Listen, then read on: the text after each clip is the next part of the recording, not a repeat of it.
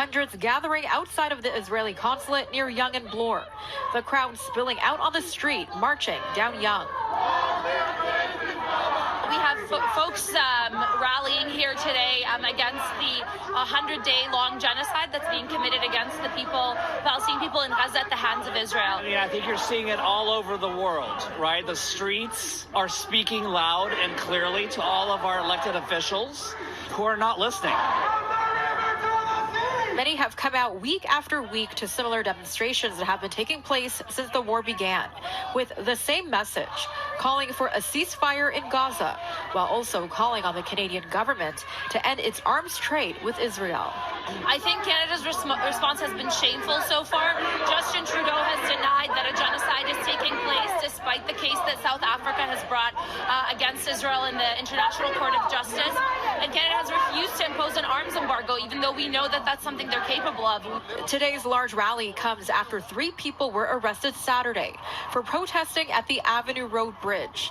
Toronto police had issued a ban on demonstrations overlooking Highway 401 in the predominantly Jewish neighborhood, saying the community has felt intimidated by the protests.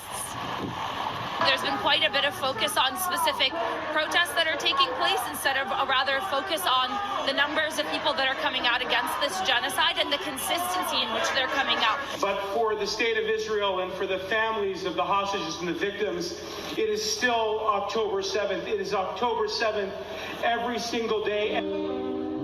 Meanwhile, at Nathan Phillips Square, another large gathering, this one to shed light on the hostages and missing family members of those kidnapped by Hamas during the October 7th attack.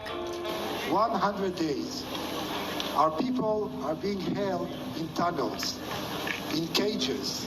Many draped with Israeli flags wanted to show support to mark 100 days of captivity, including MP Marco Mendocino.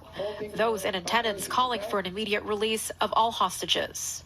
Well, I'm here to express solidarity with the Jewish community, and we're here to call upon Hamas to release those hostages as immediately as possible. Back here downtown, pro-Palestinian supporters say they'll continue to come out week after week to stand in solidarity with the people of Gaza. In the West End, emergency crews were